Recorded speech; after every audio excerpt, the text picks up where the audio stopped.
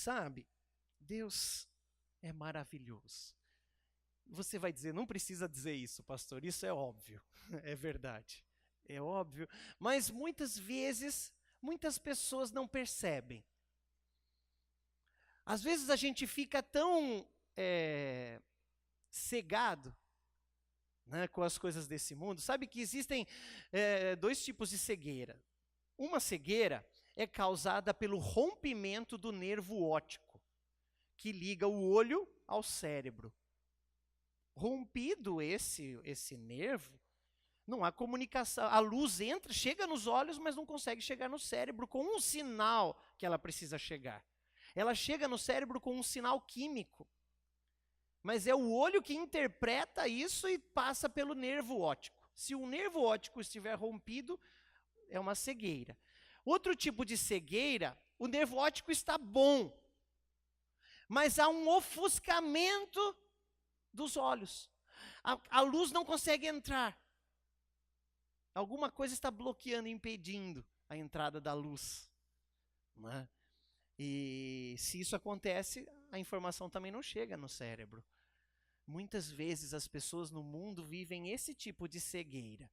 A Bíblia diz que o diabo, o Deus desse século, cegou o entendimento das pessoas. O que quer dizer? O diabo lança coisas para as pessoas verem, né? E a pessoa começa a admirar essas coisas. E ela admira, muitas vezes são pecado. Algumas vezes são o vislumbre das coisas mundanas, o desejo das coisas carnais, né? O que a Bíblia chama de concupiscência dos olhos, desejo dos olhos. E isso causa uma espécie de catarata nos nossos olhos, espiritual, né? Nos olhos espirituais. De maneira que a glória de Deus, que é tão linda, a bondade do Senhor, que é tão majestosa, não chega dentro de nós, na nossa alma. E nós não percebemos a beleza de Deus.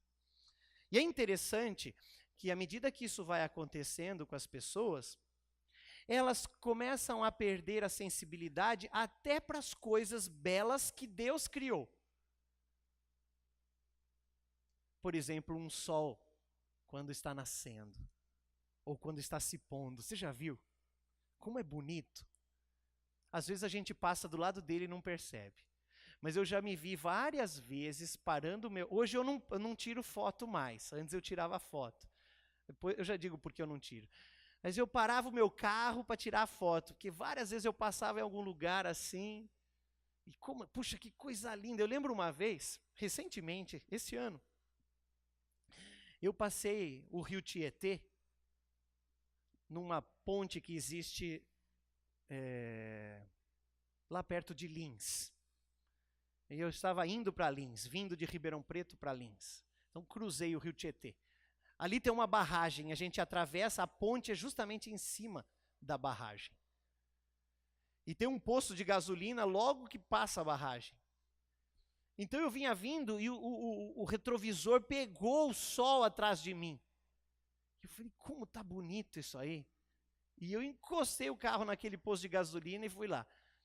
E orei ao Senhor, sabe? Antes eu tirava foto, que eu falava, que coisa ali, eu preciso tirar uma foto. E eu me preocupava em tirar foto. Depois eu descobri que as fotos nunca ficavam boas.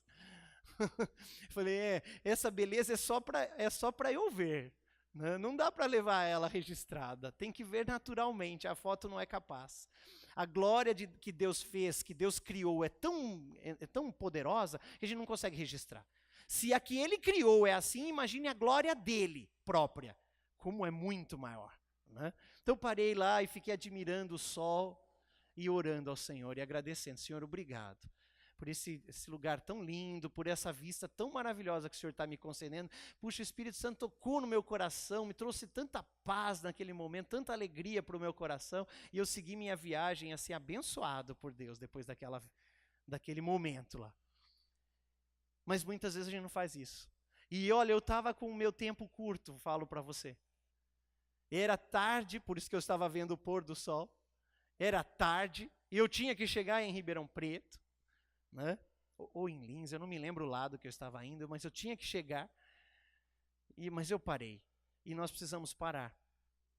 Nós precisamos parar diante daquela beleza que Deus apresenta para nós e sermos sensíveis às coisas que Deus criou.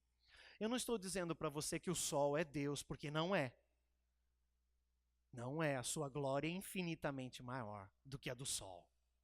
A gente sabe que no universo existem estrelas com um brilho muito mais intenso do que o sol. Né? Não é o sol o máximo. Existem outros. Eu só estou citando um exemplo. A glória de Deus é majestosa, mas nós precisamos ter atenção e sensibilidade às coisas de Deus. E quando nós sentimos a necessidade, temos que parar. E temos que ouvir a voz do Senhor. E é sobre isso que eu queria falar nessa noite com os irmãos. Nós começamos esta mensagem na sexta-feira, mas quem não esteve na sexta-feira não vai perder, vai conseguir entender normalmente, né? E quem esteve na sexta-feira não vai se sentir que está sendo uma repetição. Também não. Mas eu quero que você, por favor, abra sua Bíblia em Romanos, no capítulo 12, versículo 2. Romanos 12, 2. Glória a Jesus. Talvez você saiba esse versículo até de cor. Irmãos, você abriu, fique com ela aberta. Se você estiver abrindo, pode abrir. Romanos 12, 2, você encontrou? Aleluia.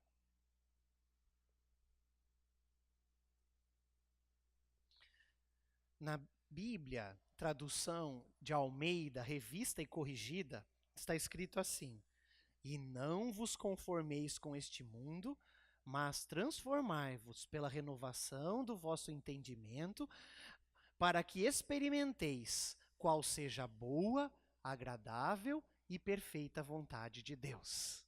Né? Isso está escrito na Bíblia revista e corrigida, de Almeida. Na NVI está assim: não se amoldem ao padrão deste mundo, mas transformem-se pela renovação da sua mente, para que sejam capazes de experimentar e comprovar a boa, agradável e perfeita vontade de Deus. Né? E eu queria que a gente refletisse um pouquinho nisso. Não se amoldem ao padrão do mundo. No mundo há um padrão. E nós não devemos tomar a forma ou tomar a moldura desse padrão que tem no mundo. Pode deixar. Desse padrão que tem no mundo. Nós não podemos. Ele não serve para nós. Ele não serve para a igreja. Ele não serve para nenhum discípulo de Jesus. Esse padrão é um padrão corrompido. A Bíblia já chama de padrão do mundo. Não é? Padrão. Então, quando a gente pensa em modelo de vida, cuidado onde você olha ou onde você busca conselho e padrão. Já vimos que o mundo não nos serve de padrão. Não nos serve de padrão. Tem algumas coisas que até prestam lá, a gente pode aproveitar, mas a maioria não é bom. E nos nossos dias isso tem se corrompido mais. O Brasil e vários países, e a maior parte dos países ocidentais, eram influenciados fortemente na moral, pela educação judaico-cristã.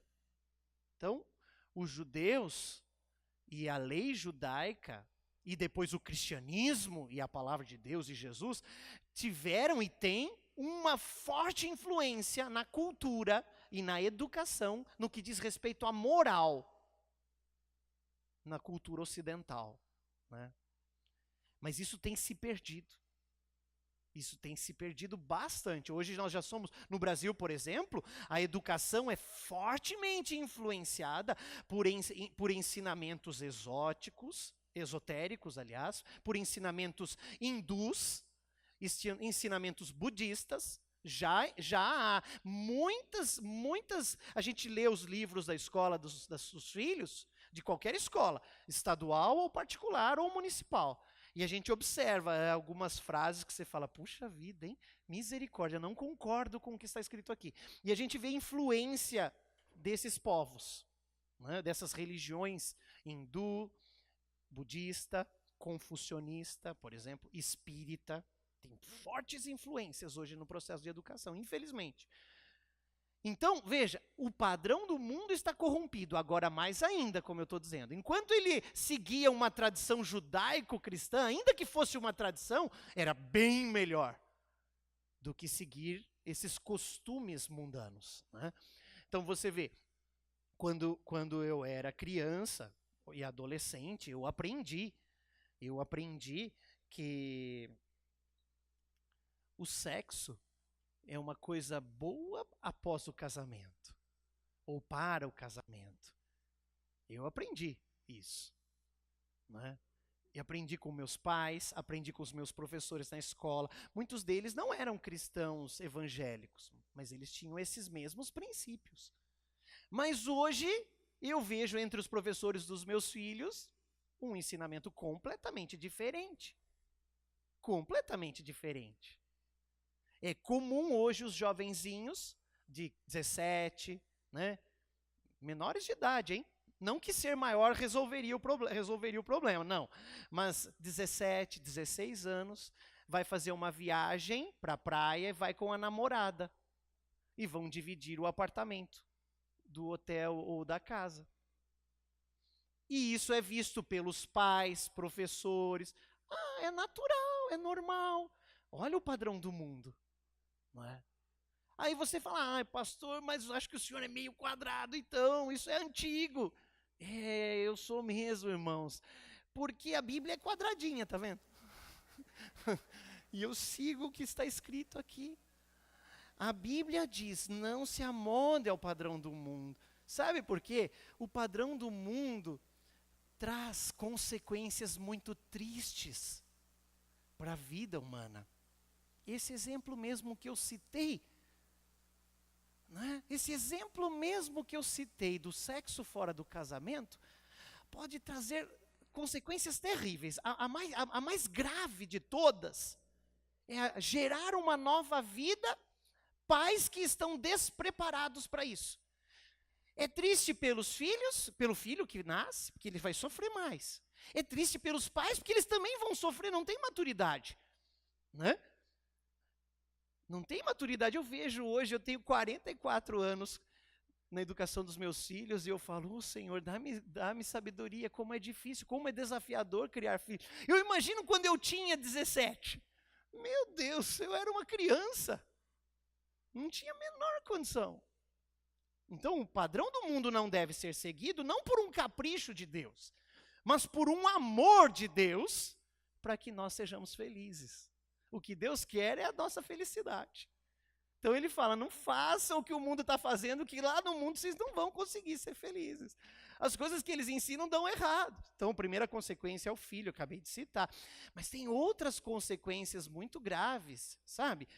Por exemplo, muitos jovens são impedidos de continuarem uma carreira, uma escola, um estudo, uma profissão que escolheram, justamente pela limitação de um filho. Muitos acabam partindo por uma decisão de aborto, não é? Significa matar uma vida. E é muito triste.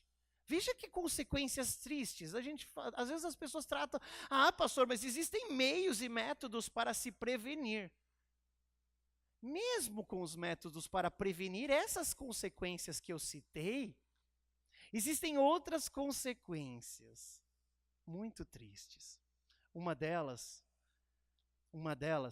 é que o relacionamento daquele namorado e namorada, né, daquele casalzinho que está começando, começa a ser maculado e até comprometido pela situação do pecado.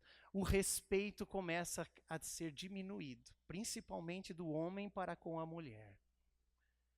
Porque é aquela história, imagine se você fosse lá na concessionária, me permitam usar um exemplo, não muito digno, mas me permitam. Você vai lá na concessionária, onde vende os carros novos, e chega para o vendedor. E o vendedor te apresenta o carro, muito bonito e tal. Você fala, gostei do carro, muito bonito. Mas antes de comprar, eu gostaria de passar um mês com ele. Eu preciso saber se ele realmente é bom. Aí, normalmente, o vendedor fala, ó, nós temos o test drive, mas não dá para o senhor ficar um mês com este veículo. Ah, não, mas eu quero ficar um mês para ter certeza. Aí, se você ficar um mês, vai acontecer uma coisa. Provavelmente, você não vai comprar o carro. Você vai descobrir um monte de coisas. E no relacionamento, é assim que acontece. Se perde o respeito. Porque aconteceu fora da bênção. Tem conserto, pastor? Claro que tem. Deus é um Deus de misericórdia. Tem conserto. A misericórdia de Deus vai longe. Se nós pedimos perdão, pedimos ajuda, tem sim, tem conserto. Né? Com certeza tem. Só pedir ajuda. Mas teve um erro. Precisa consertar. Então a Bíblia está dizendo, não se amoldem ao padrão deste mundo, ou não vos conformeis com o padrão deste mundo. O padrão do mundo não serve para você, jovem, adulto, experiente ou não, o padrão do mundo não serve. O padrão de Deus é que serve. E esse que você deve aplicar. Não importa se daqui para trás você errou na vida, daqui para frente, comece a aplicar o padrão de Deus e você vai ver a diferença na sua vida. Eu quero analisar junto com os irmãos algumas consequências muito sérias de não se observar a vontade de Deus, né? De não se experimentar a boa, agradável e perfeita vontade de Deus. Eu gosto desse texto do apóstolo Paulo, porque ele nos mostra que o entendimento da palavra de Deus, essa parte quem esteve na sexta-feira ouviu, o entendimento da palavra de Deus nos aproxima da vontade de Deus. E quanto mais próximos estamos da vontade de Deus, né, mais vamos saindo da boa para a agradável, e da agradável para a perfeita. Sabe? Quando a gente se converteu, tem muitas coisas na nossa vida que ainda precisam ser mudadas. E elas serão. Deus vai estar trabalhando. Né? Mas agora, o nosso foco de vida mudou. É mais ou menos assim. Antes de aceitar Jesus, eu andava errante. Eu não sabia para onde ia. Eu pensava assim, bom, eu quero um dia ser um profissional, ganhar dinheiro, viver e tal. Né? É normalmente assim, é o que a gente pensa. Eu quero um dia ter um carro, comprar uma casa. Quando eu era criança, né, a gente queria ter uma caminhonete F1000, a gente falava isso. O pastor Maurílio falava que ele queria ter uma caminhonete F1000 para ele e um golzinho para a esposa dele. Né? O gol ele já comprou.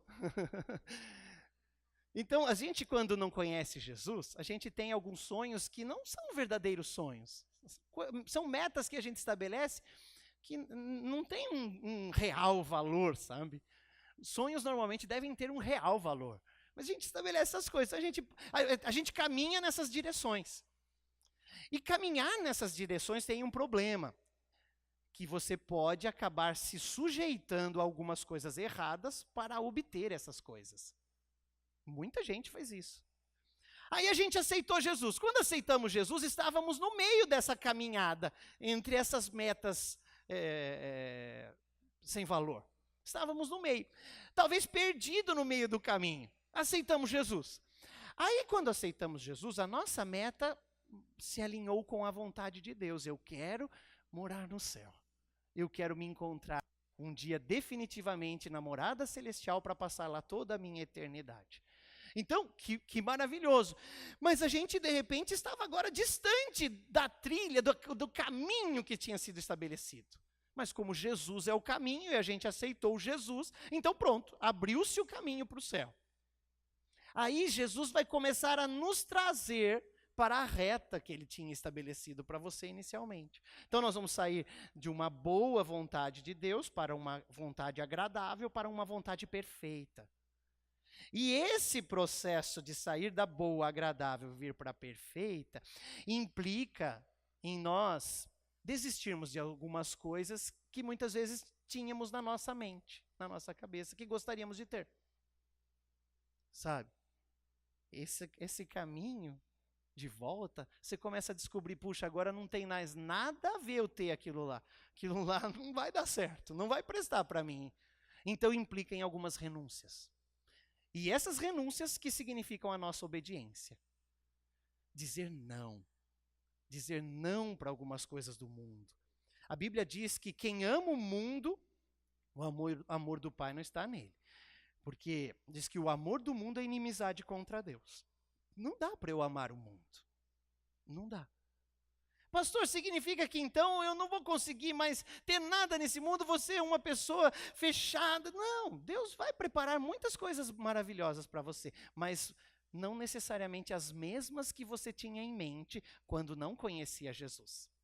Muita coisa que eu tinha em mente quando não conhecia Jesus, passou. São passado. E glória a Deus. Eu louvo a Deus por ser passado. E não quero de volta. Eu já rejeitei. Eu não quero morar no Egito nunca mais. Nem comer melão do Egito, como os egípcios, como os israelitas falavam. Ah, lá no Egito tinha melão. Eu não quero melão do Egito. Eu não quero nada que o mundo possa me oferecer que não seja da vontade de Deus. E eu quero analisar com os irmãos um exemplo de um homem que foi um rei. Chamava-se rei Zedequias. O rei Zedequias foi o último rei de Jerusalém. O último. Até hoje ele foi o último. Nunca mais teve um rei em Jerusalém depois dele. Teve Herodes e tal, mas foram reis que ficavam vinculados ao governo de Roma ou da Pérsia. Mas um rei mesmo nunca teve mais depois de Zedequias. Ele foi o último rei de Jerusalém.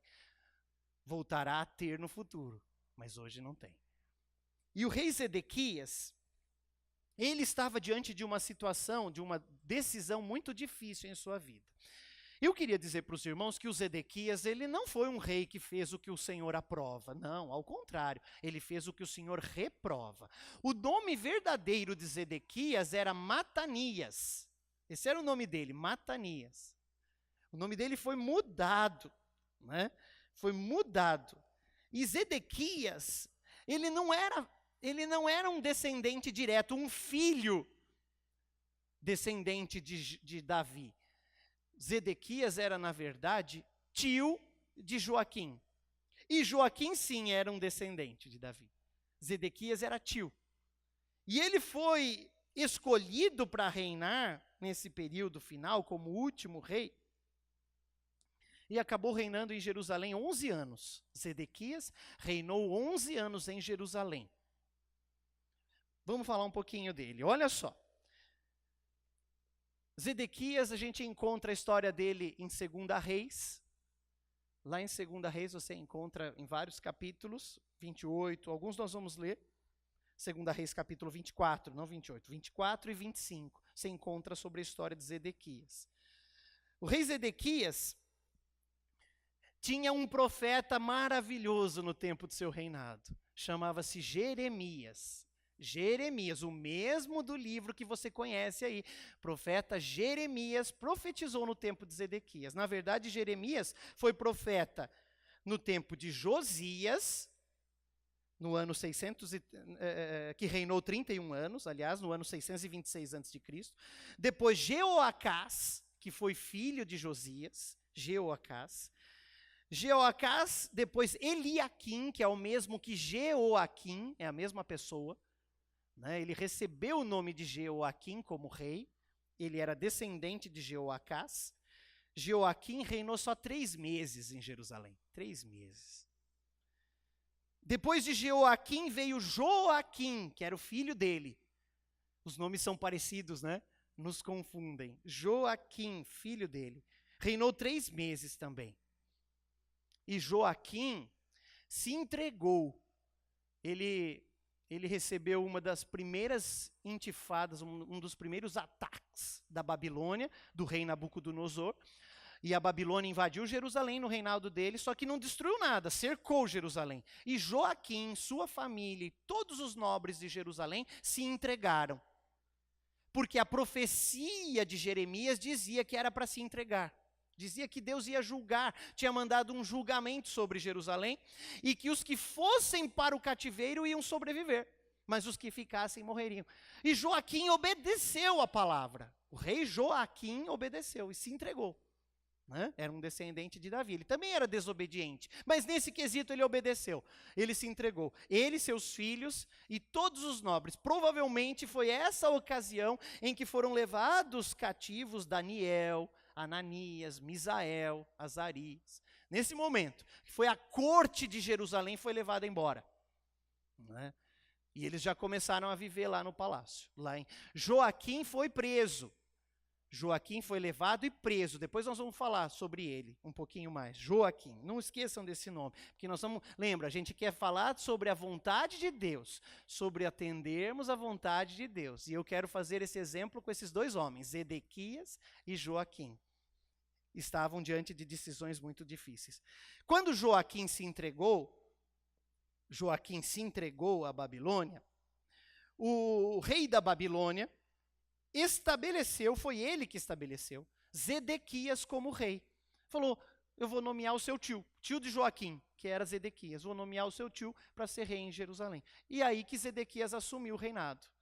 Então, Zedequias assume o reinado como uma colocação do próprio rei da Babilônia. O próprio rei da Babilônia que estabeleceu isso. E aí agora Zedequias é rei. E ele continua como rei durante 11 anos. Né? Durante 11 anos.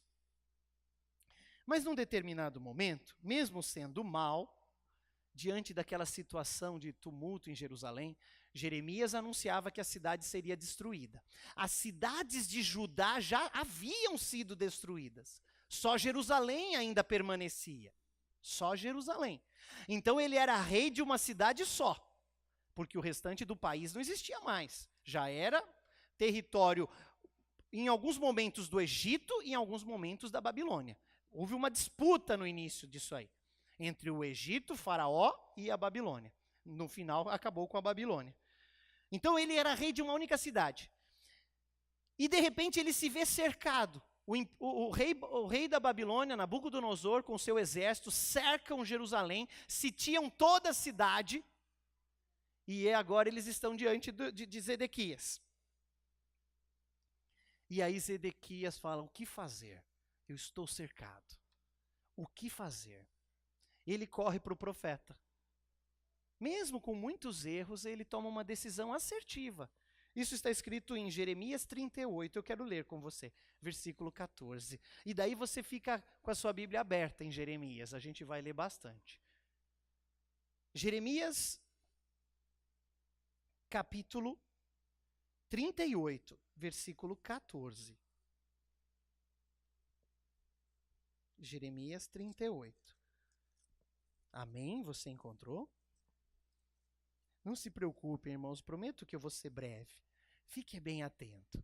Não vai demorar para terminarmos. Jeremias 38, verso 14. Olha só. Você achou? Verso 14 do capítulo 38 de Jeremias. Então o rei Zedequias mandou trazer o profeta Jeremias e o encontrou na terceira entrada do templo do Senhor. Quero pedir-te uma palavra, disse o rei. Quero pedir-te uma palavra, disse o rei. Não me escondas nada. Foram essas as palavras, fique com a Bíblia aberta. Foram essas as palavras. Jeremias, quero pedir-te uma palavra, não me escondas nada. Então, primeiro, o rei Zedequias estava reconhecendo que o profeta Jeremias era profeta. E que ele poderia trazer uma palavra da parte de Deus sobre a decisão que ele haveria de tomar. Ele estava sitiado pelo inimigo, ele era o comando maior da cidade, a cidade estava... Eu não falei sobre isso, mas em 2 Reis a gente vê a descrição. A cidade estava num sofrimento, irmãos, num martírio. As pessoas estavam morrendo de fome, literalmente, lá dentro. Porque como estavam sitiados, os portões estavam trancados, ninguém saía, ninguém entrava. Não tinha comida, a cidade é de pedra. E estavam morrendo de fome lá dentro. A cidade tinha duto de água que trazia água para dentro da cidade. Mas não tinha comida mais. Estavam literalmente morrendo lá dentro. As pessoas estavam desesperadas, sabe? E Jeremias vinha a público e falava assim, entreguem, porque assim diz o Senhor, destruirei essa cidade. Era a palavra que Deus mandava o profeta dizer. E o povo da cidade estava desesperado. Em outras ocasiões, o povo da cidade ou o povo dos reinos obedecia. Mas em Jerusalém havia uma dificuldade em obedecer. E eu fico perguntando, mas por que essa dificuldade? Se você voltar na sua Bíblia, mas deixe marcadinho aí a página, volte para Jeremias capítulo 28, eu vou te mostrar a dificuldade. Por que eles estavam com dificuldade de obedecer? Jeremias capítulo 28, a gente vê o porquê. O povo não obedecia. Jeremias falava: se arrependam, se entreguem. Deus vai destruir Jerusalém por conta dos nossos pecados. Não é? Olha o que está escrito no capítulo 28, versículo 1 de Jeremias. No 5º mês daquele mesmo ano, no 4º ano, no início do reinado de Zedequias, rei de Judá, Ananias, filho de Azur, profeta natural de Gibeon, disse-me no templo do Senhor, na presença dos sacerdotes e de todo o povo. Olha esse homem, fique atento. Ananias estava no templo do Senhor e na presença dos sacerdotes e de todo o povo. Ele disse assim, ó, assim diz o Senhor dos exércitos, Deus de Israel, quebrarei o jugo do rei da Babilônia. Em 2 anos trarei de volta a este lugar todos os utensílios do templo do Senhor, que Nabucodonosor, rei da Babilônia, tirou daqui e os levou para a Babilônia. Quando levou? Levou quando o rei Joaquim se entregou. Quando o rei Joaquim se entregou foi quando os objetos do templo, os utensílios, provavelmente a Arca da Aliança, tenha sido levada para a Babilônia, provavelmente nesse momento, porque os utensílios foram. E aí esse profeta, entre aspas, chamado Ananias, você já vai entender por que entre aspas, chamado Ananias, no 5º ano do reinado, no 4º ano do reinado do Zedequias, que nós estamos falando, ele lançou uma profecia no templo. E ele disse assim, assim diz o Senhor dos exércitos. Ó, perigo fazer isso.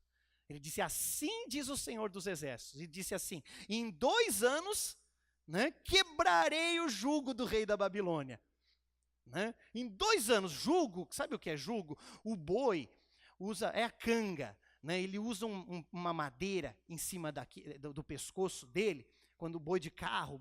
E essa madeira, ela ajuda no controle do boi. O boi é muito forte, então eles põem uma madeira pesada, que é chamado de jugo, para você controlar o boi, porque ele é forte, muito mais forte do que você. Então, esse profetinha aqui estava falando que o rei da Babilônia tinha posto um jugo sobre Israel, e de fato Deus tinha mandado o profeta Jeremias, nesses dias, andar com um jugo na costa dele. Ele andava com esse jugo.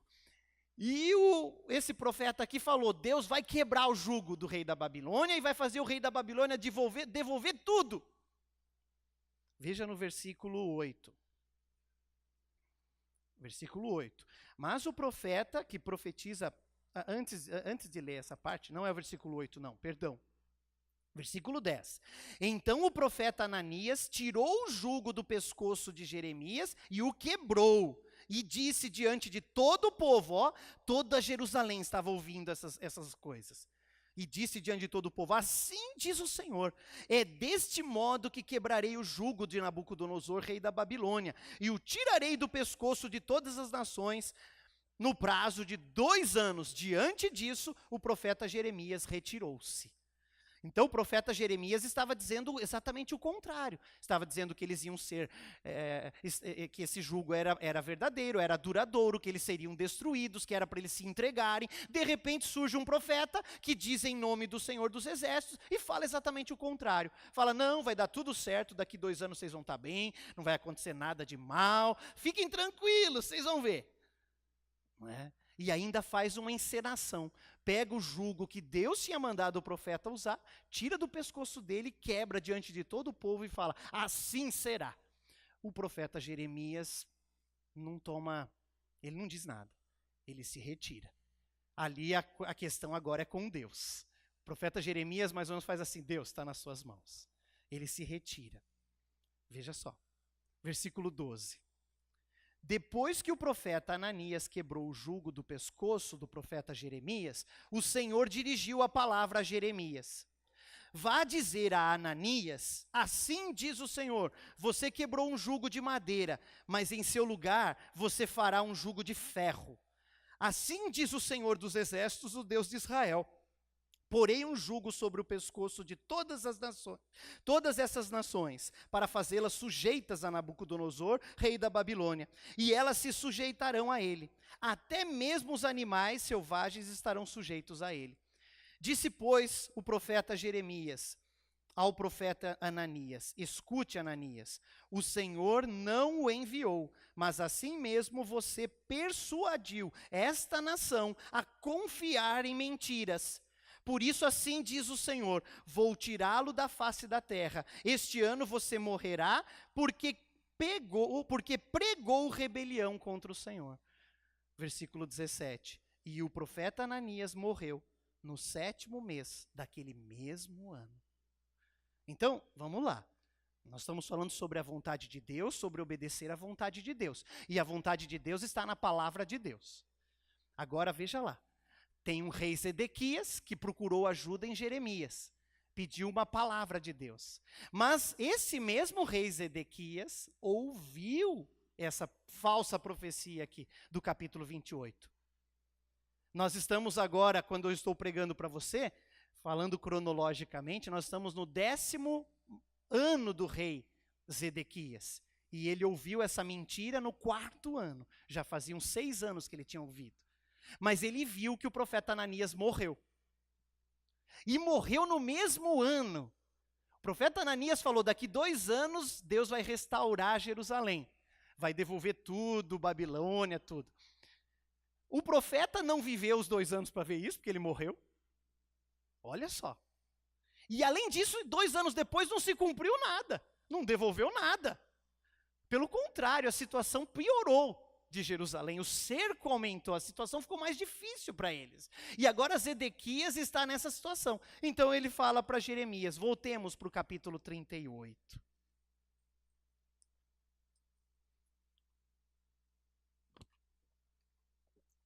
Ele fala, então o rei disse no versículo 14, quero pedir-te uma palavra. Disse o rei, não me escondas nada. A gente fala, mas pastor, que bom, ele está com sinceridade. Mas antes da gente falar, eu quero trazer para os nossos dias. Muitas vezes, a gente está mais afim de ouvir falsas profecias do que a verdade. Muitas vezes a gente vai a Deus, fala, Senhor, estou indo na igreja hoje para pedir uma palavra para o Senhor. Vou buscar uma palavra, tem religião aí que usa esse termo. Não é bem correto, não precisa buscar a palavra. A palavra está diante dos seus olhos, você deve obedecê-la diariamente. Né? Mas enfim, eu vou buscar uma palavra, vamos ver o que o pastor vai falar. Aí a pessoa põe um negócio na cabeça.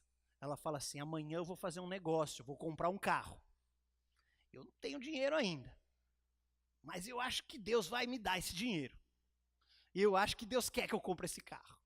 Na verdade, a pessoa acha isso, sabe por quê? Porque ela quer comprar o carro. E eu também já vivi isso. Eu quero comprar. Oh Deus, tomara que o Senhor queira. Não, eu quero que o Senhor queira. Então a pessoa vem com isso marcado em sua mente. Aí de repente no meio da mensagem, assim, fora de contexto, o pastor fala assim, irmãos, Deus está te abençoando. E continua a mensagem. Pronto, é isso, a minha palavra. Significa que Deus mandou eu ir comprar o carro. Não significa nada, irmãos. Não significa isso de jeito nenhum. Não significa. Preste atenção no culto por completo. Entenda a mensagem que quer te ensinar. Não a palavra oculta que Deus não usa de ocultismo. Que pode estar ali entre aspas, sabe? Não quer dizer nada. Sobre a decisão do carro, ore o Senhor, veja se você tem condições ou não. Não, eu tenho condições, ótimo. Então depois veja se o carro tem procedência, tem documentação, ótimo, tem documentação, tem procedência. Então as coisas vão se confirmando. Tenho condição de comprar, o carro é procedente. Bom, agora eu vou levar num mecânico, né? Então, eu vou pedir a Deus, Senhor, realmente eu devo comprar? Será que é um bom investimento? Eu vou ver o carro, que o Senhor ilumine a minha mente para eu entender.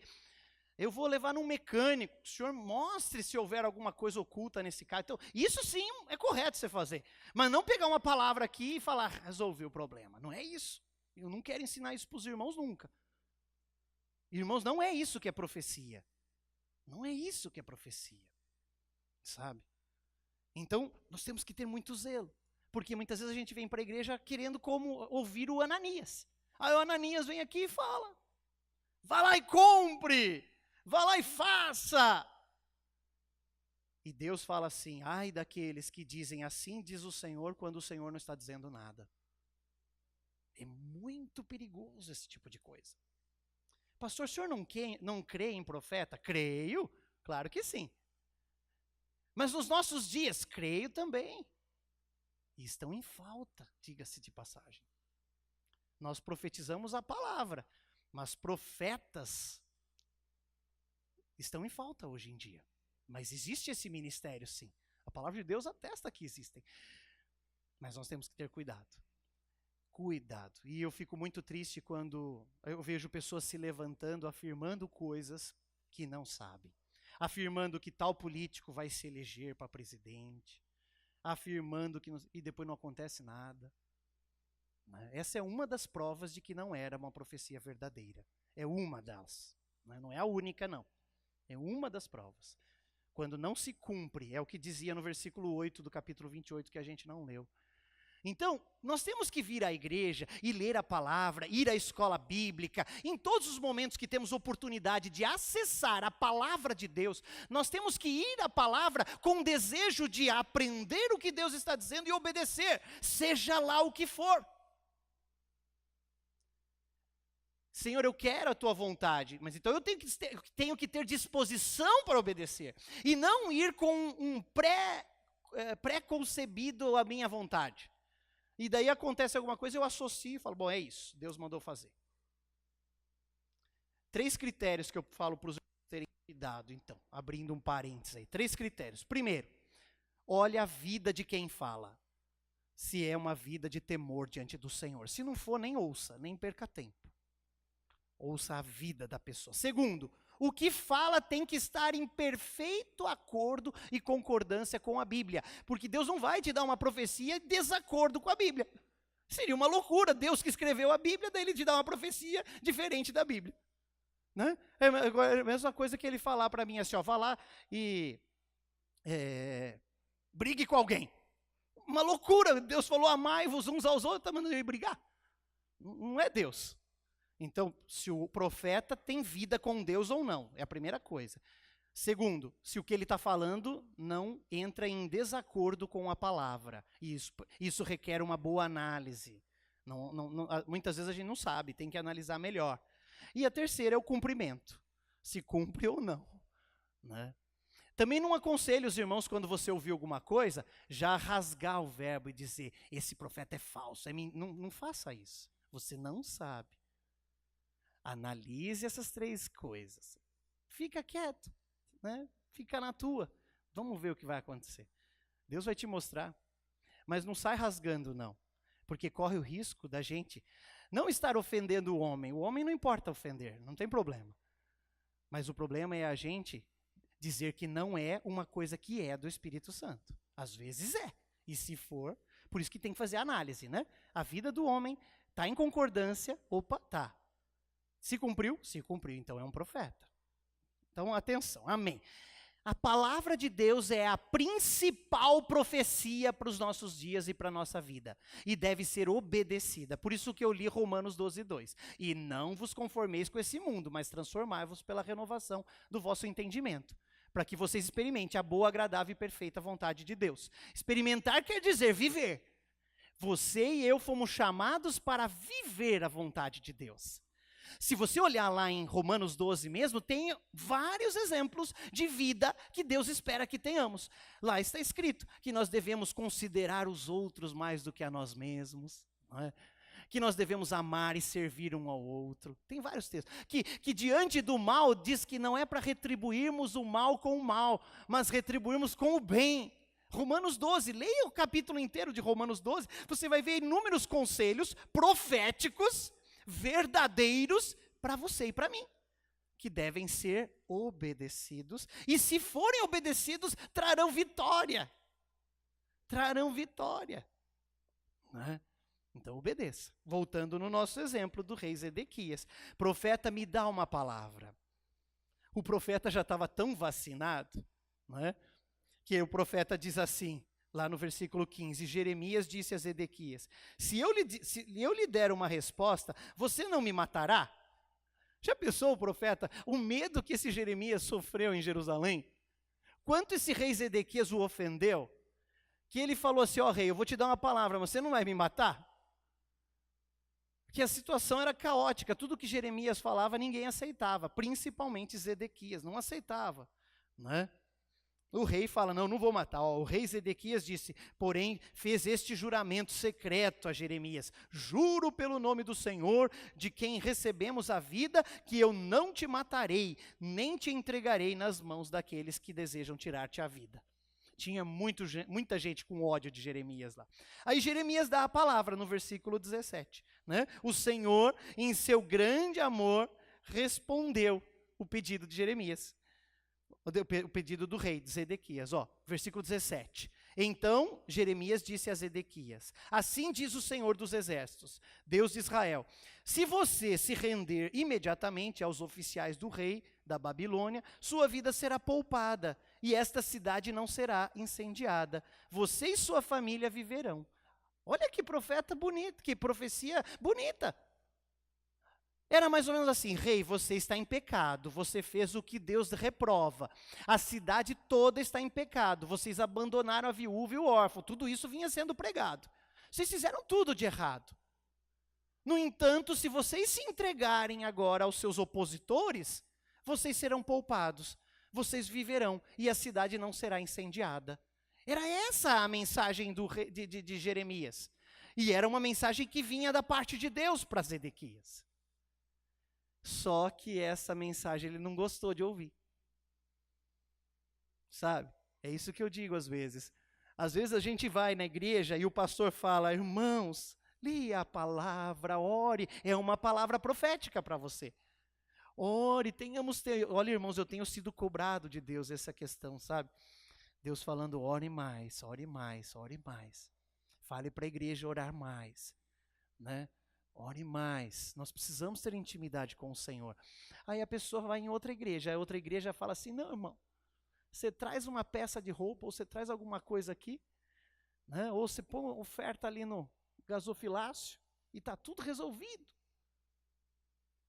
Não é assim, isso não é verdade, não está resolvido, não se compra a bênção. A oferta e o dízimo, na verdade, é uma ordenança, não uma troca, não uma barganha. Não adianta eu fazer, Deus, eu estou dando, hein? Oh, não vai esquecer. Até faz esse né? Não é assim, queridos. Nós precisamos ter tempo com o Senhor. Não tem outro caminho.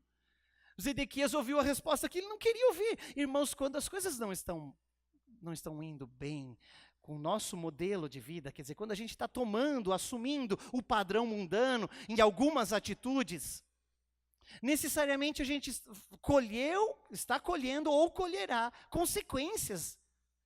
É inevitável. Não porque Deus nos castiga, mas porque o que a gente faz de errado no mundo traz consequências tristes. É por isso que o diabo quer que a gente pratique as coisas do mundo. Porque ele quer nos matar, roubar e destruir. João 10:10. Então não pratique as coisas do mundo para que você não seja morto, roubado e destruído. Não é? Ah, queridos irmãos, lembra Jonas? Deus falou, Jonas, vai para Nínive. Ele foi para Tarsis. O que aconteceu com ele? Foi parar dentro do peixe. Aí lá no peixe, o Senhor tem misericórdia de mim. Aí obedeceu. Quando Deus fala, obedece. Faça o que Deus falou. Não se contagie com os falsos profetas. Não se contagiem, eles estão espalhados por toda a terra. Muitos deles têm espaço de televisão. Cuidado, irmãos. Não o chame de falso profeta, mas pegue a Bíblia e vá olhar o que ele está falando. Venha nos perguntar. Não é? Pobre Zedequias hesitou em obedecer. Olha só o que ele falou, versículo 41. Virou minha página aqui, perdão. Eu estou olhando, falei, ué, não é? Agora sim. Versículo 18, depois do 17. Mas se você não se render imediatamente aos oficiais do rei da Babilônia, isso aqui é Jeremias ainda falando, é a profecia. Mas se você não se render imediatamente aos oficiais do rei da Babilônia, esta cidade será entregue nas mãos dos babilônios, e eles a incendiarão, nem você escapará das mãos deles. O rei Zedequias disse a Jeremias: tenho medo dos judeus. Tenho medo do que os outros vão pensar de mim. Deus está me mandando ser um exemplo, ser honesto, ser correto. Mas o que os outros vão pensar de mim? Eu tenho medo. Tenho medo que isso dê errado. Tenho medo que com isso eu perca meu emprego. Tenho medo que com isso eu seja perseguido. Tenho medo. Mas por que você tem medo? Se é Deus quem lhe pede. Você acha que foi isso que nós perguntamos sexta-feira? Será que Deus erra? Será que Deus é pequeno? Será que Deus é menor do que as pessoas do mundo? Claro que não. Se é Deus que pede, faça o que Ele pede. Os outros, irmãos, vão dançar, porque Deus sabe o que pede. Tenho medo dos judeus que estão apoiando os babilônios, pois os babilônios poderão entregar-me nas mãos deles. E ainda assim Deus teve misericórdia do rei Zedequias. Mesmo depois dessa bobagem que ela falou, Deus teve misericórdia e respondeu. Versículo 20. Eles não te entregarão, Jeremias respondeu. Obedeça ao Senhor, fazendo o que eu lhe digo, para que tudo lhe corra bem e a sua vida seja poupada. Olha só, Deus estava garantindo, não vai acontecer nada, Zedequias. Se entrega que vai dar tudo certo. Irmão, fica firme na palavra, fica firme em Jesus, que por mais difícil que isso lhe pareça, é certeza que vai culminar no céu. O fim do caminho, que chama-se Jesus, é o céu, é a nova Jerusalém. O fim é a vida, mas o retrocesso é a morte. Fica firme, não tenha medo. Está difícil, pastor, não sei que decisão tomar. Eu te aconselho, tome a decisão de obedecer Jesus, de amar a palavra, de orar e jejuar, e você verá os resultados e os frutos na sua vida, não é? Mas, sabe, o Zedequias desobedeceu. Ele desobedeceu. A gente vê isso nos versos seguintes, né? Olha só.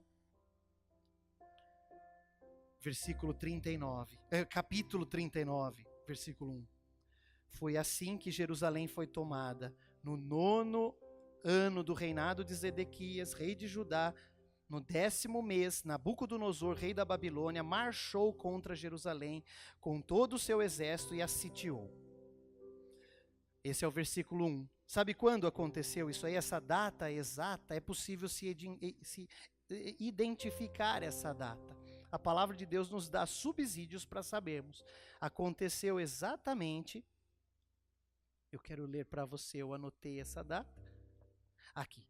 No dia 15 de janeiro do ano 588 a.C., foi quando o rei Nabucodonosor sitiou Jerusalém. Era o 9º ano. No dia 18 de julho de 586, isso é, 2 anos e 6 meses depois, Zedequias teve 2 anos e 6 meses para decidir se obedecia a Deus ou se desobedecia. 2 anos e meio ele teve. Veja só o versículo 2.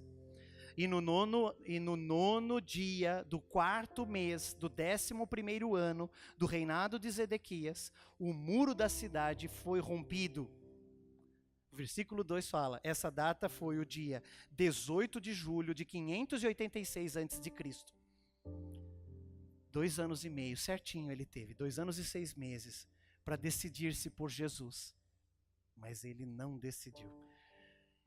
ele levantou força e falou: nós não vamos nos render. Certamente Deus vai nos livrar. O profeta Ananias falou: nós vamos ser livres. E o rei da Babilônia invadiu Jerusalém, destruiu tudo, tudo. Agora veja as consequências da decisão, da desobediência. Eu quero ler para a gente encerrar. As consequências. Veja no versículo 5, por favor, do capítulo 39. Mas o exército babilônico os perseguiu e alcançou Zedequias na planície de Jericó. Ele tinha fugido. Eles o capturaram e o levaram a Nabucodonosor, rei da Babilônia, em Ribla, na terra de Amate, que o sentenciou.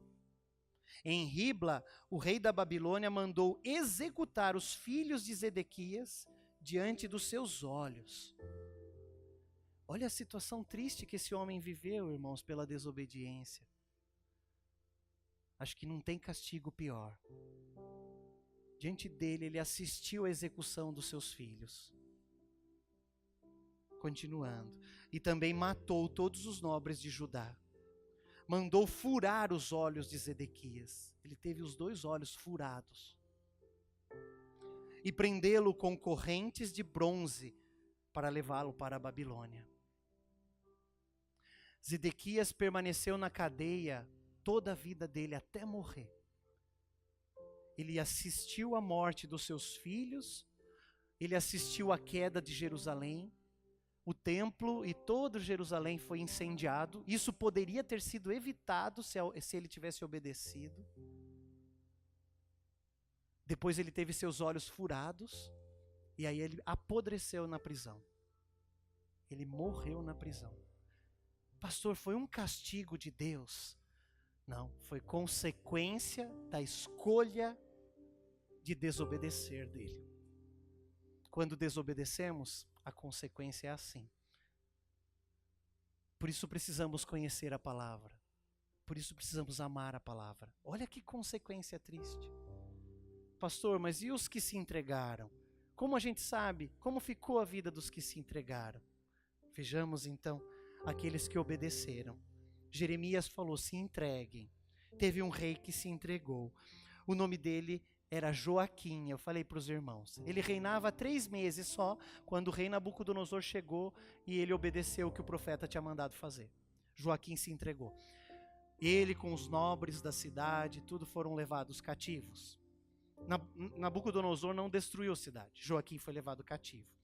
Ele permaneceu preso na cadeia, lá na Babilônia, durante alguns anos. Cerca de 20 e poucos anos. Joaquim permaneceu preso. Depois de passado esse tempo, abra em Jeremias capítulo 52. Jeremias 52. No versículo 31. O capítulo 52 de Jeremias é o último capítulo do profeta. Ele descreve a queda de Jerusalém de novo. Há um texto paralelo em relação ao que nós lemos. O capítulo 52 descreve a queda de Jerusalém. E no versículo 31 está escrito assim: no 37º, foram 37 anos, 37º ano do exílio do rei Joaquim de Judá, no ano em que Evil-Merodach tornou-se rei da Babilônia, ele libertou Joaquim, rei de Judá, da prisão, no 25º dia do 12º mês. Rei Joaquim tinha se entregado, né? Foi libertado. Ele falou bondosamente com ele e deu-lhe um assento de honra mais elevado do que os dos outros reis que estavam com ele na Babilônia. Desse modo, Joaquim tirou as roupas da prisão e pelo resto da vida comeu à mesa do rei. O rei da Babilônia deu a Joaquim uma pensão diária até o dia de sua morte. Deus estava no controle dos reis babilônicos. Deus que os autorizou a invadirem Jerusalém. Muitas vezes nós passamos por circunstâncias difíceis na nossa vida, porque Deus quer nos moldar sob a autorização de Deus. O que fazer? Buscar no Senhor o que Ele quer que a gente mude, o que Ele quer que a gente aprenda, que lição Ele quer nos ensinar e obedecer. Se fizermos isso, o Senhor tem controle sobre a situação. O Senhor ordenou através do rei da Babilônia que libertasse Joaquim. Joaquim foi liberto, recebeu um trono. Tinham muitos reis presos lá. Muitos reis foram presos porque o rei da Babilônia conquistou um monte de país, inclusive o Egito. Inclusive o faraó estava preso, né? E Joaquim também. Aí o rei da Babilônia libertou. E olha, Deus tocou no coração desse rei, moveu o coração dele para dar um privilégio maior para o rei Joaquim. O rei Joaquim recebeu um trono e uma pensão diária da Babilônia e passou a viver no palácio. Por quê? Porque obedeceu. Ainda que a obediência pareça contrária à sua lógica, obedeça se ela vem do Senhor. Obedeça se ela está na palavra, porque vai resultar em bons frutos para a sua vida. A obediência é tudo. Para que a gente possa experimentar qual seja a boa, qual seja a agradável e qual seja a perfeita vontade de Deus para as nossas vidas, obedeça, desde as pequenas coisas. Jesus disse assim: aquele que for fiel no pouco, no muito lhe colocarei. Seja fiel nas pequenas coisas. Deus falou que eu devo ler a Bíblia diariamente, eu vou obedecer. Deus falou que eu devo ter um devocional, um tempo com Deus de oração, eu vou obedecer. Deus falou que eu preciso estar na presença dele, vou obedecer.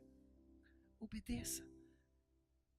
Nas pequenas coisas, grandes coisas o Senhor concederá à sua vida.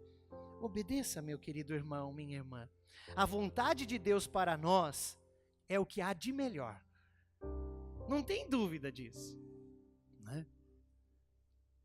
Eu faço questão em todas as minhas orações de dizer que o Senhor cumpre em minha vida só a tua vontade. O que estiver fora da tua vontade, por favor, não deixe eu viver. Mesmo que eu esteja até pedindo para o Senhor, por favor, ignore o meu pedido. Mas cumpre em minha vida a tua perfeita vontade. Porque a tua perfeita vontade eu tenho certeza que é o melhor para a minha vida. E isso não é falta de fé, como alguns preletores dizem. De jeito nenhum. Né? O pastor Salvador trouxe-nos essa informação. Tem pastor que prega que se falar que é para fazer a vontade de Deus, tá pecando.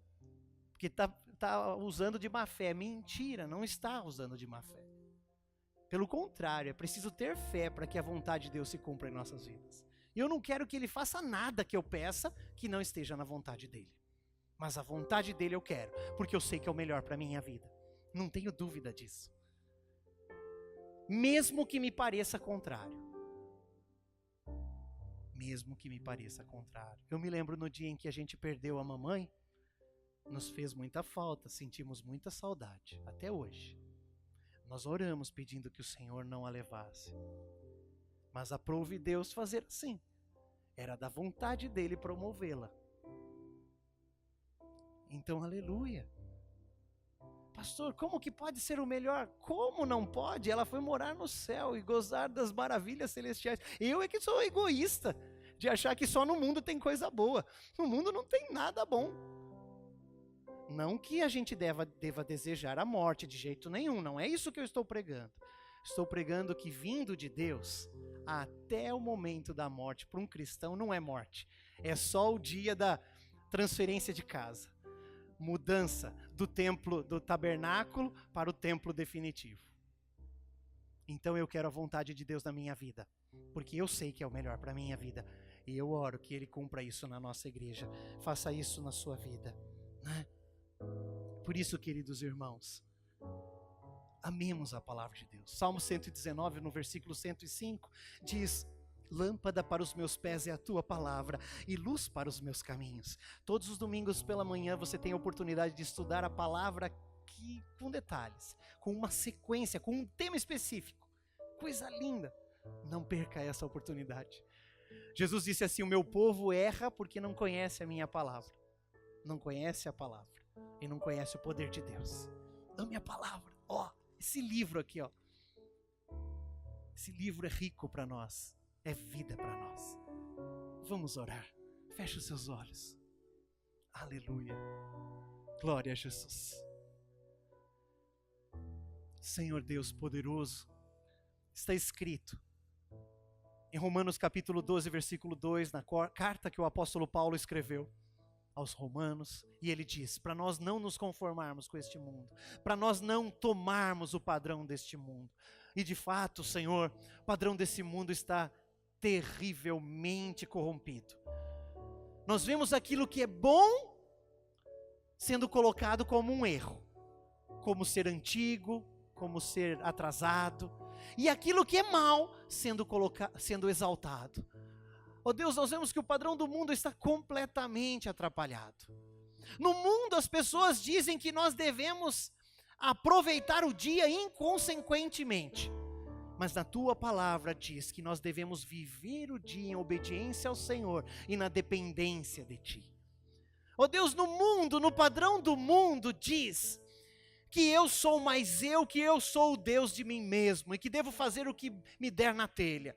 Mas na tua palavra me diz, no padrão da tua palavra me diz, que eu devo buscar em primeiro lugar as coisas do Senhor e a sua justiça, o reino de Deus e a sua justiça, e todas as demais coisas me serão acrescentadas, porque na verdade eu não sou o meu Deus, mas eu sou sim servo do Senhor, e o Senhor és o meu Deus.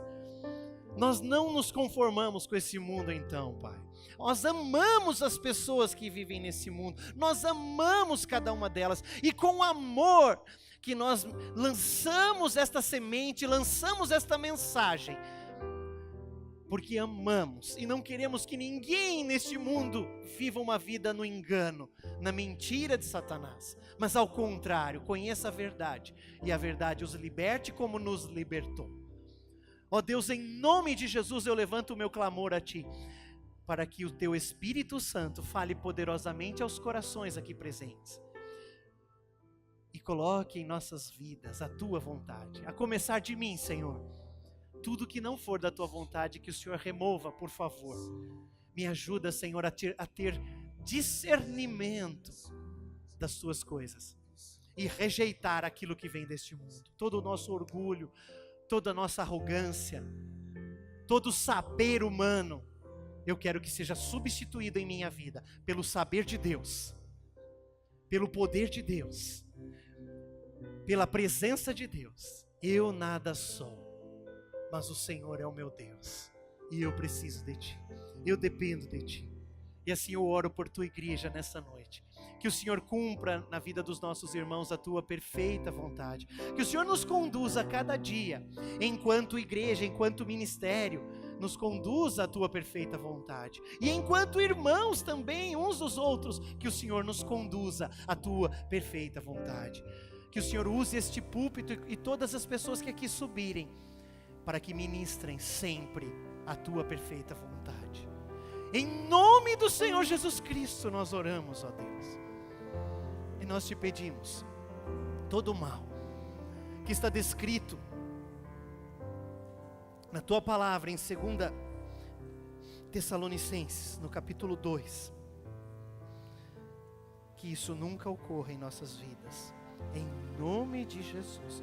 O sangue de Jesus tem poder, que o espírito do engano, o espírito da mentira, que vem destruir e causar sofrimento e engano às pessoas, nunca consiga lugar aqui, porque nós queremos permanecer na Tua palavra, que é a mais absoluta verdade.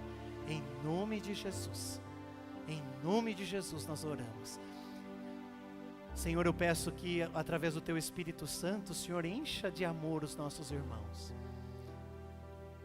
e que esta noite resulte em fortalecimento para cada família, cada vida que está aqui, em nome de Jesus. Amém e amém.